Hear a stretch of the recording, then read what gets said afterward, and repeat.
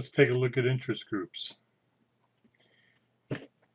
Interest groups and their proliferation are a result of many cleavages in America along race, region, gender, religion, etc.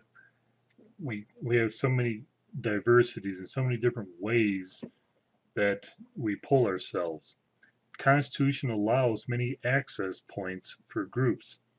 Groups can go to the courts and try to get some policy changed that they cannot get changed to the legislature. They can go to the state level and bypass the federal government. They can go to bureaucrats and try to get something changed and not have to go again through a county commissioners or a state legislature or even the Congress.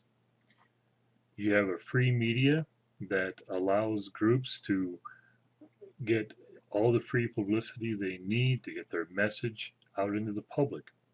Plus the fact that in the United States, political parties are weak. And as a result, groups and their members can be very strong in trying to get policy implemented.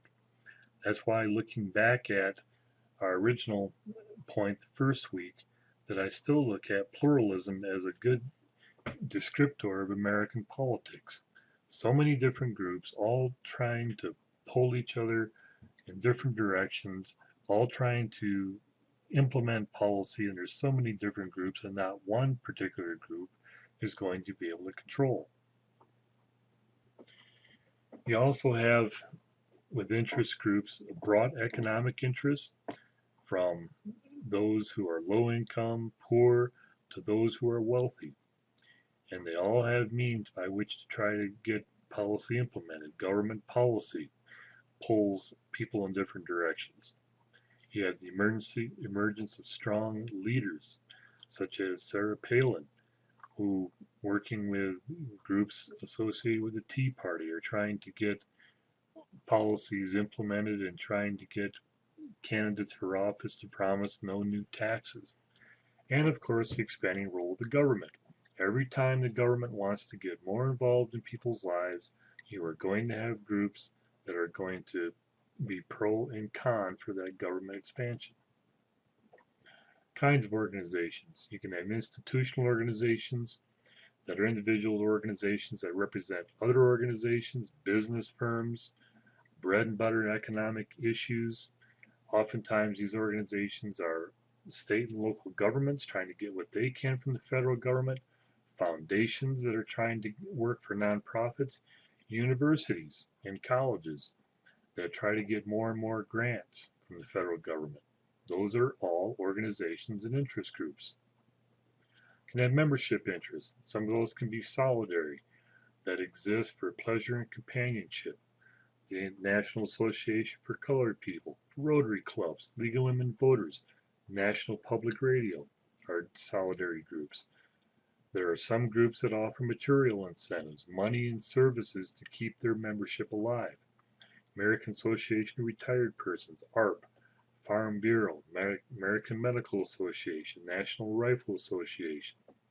You have public interest groups such as Trout Unlimited, pro-life, pro-choice groups, the American Cancer Society. These are membership interests. Funds for interest groups can come from foundations like the Ford Foundation, the Robert Wood Johnson Foundation, the Carnegie Institute, Rockefeller Institute. Federal grants and contracts are monies that are given to projects, not necessarily the group. The government would rather have special interest groups perform projects rather than try to hire contractors. Funds for interest groups mostly come from direct mail.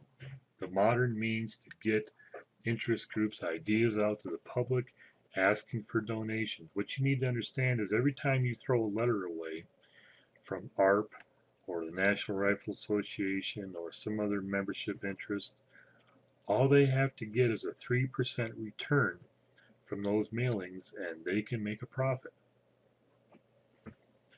Activities of interest groups, first and foremost, information. Provide information to elected officials. Get access to those elected officials, lobbying groups.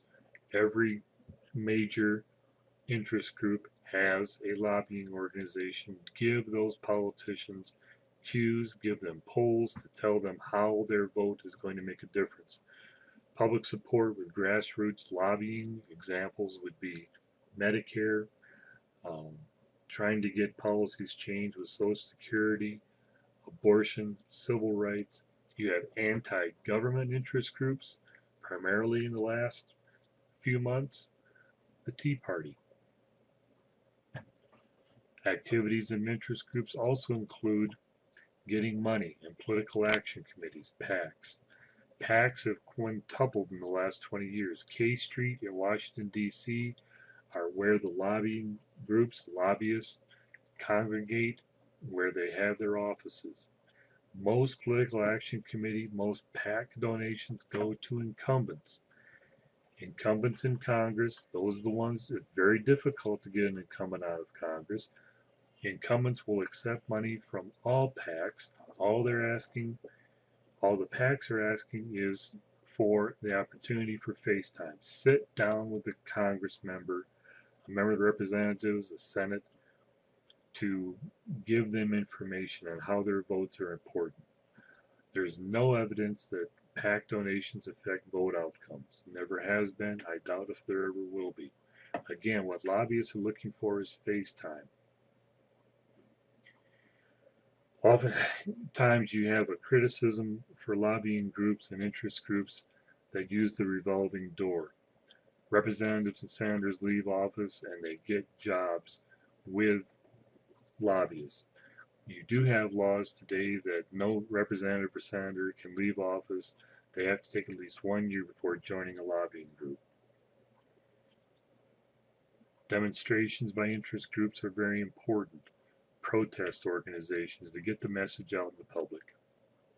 How do you regulate interest groups? One means by which people have tried and laws have tried, but the courts have said no, is because interest groups are protected by the First Amendment and their symbolic speech, their free speech, and their freedoms of assembly. That was, excuse me, became even more important last year in Federal Election Committee, FEC versus Citizens United in 2009. In that case, the High Court, the Supreme Court, said that money is free speech, and interest groups and their money cannot be regulated and limited on how much money they can give to political action committees and to candidates. Lobbying Disclosure Act in 1995 made sure that all lobbyists have to disclose how much money they're giving to candidates and to interest groups. The tax code requires that interest groups with a 501c3 nonprofit, that in order to keep that status, they have to have full disclosure of their taxes. And campaign finance laws regulate that individuals cannot give more than $2,000 to a candidate in any one election.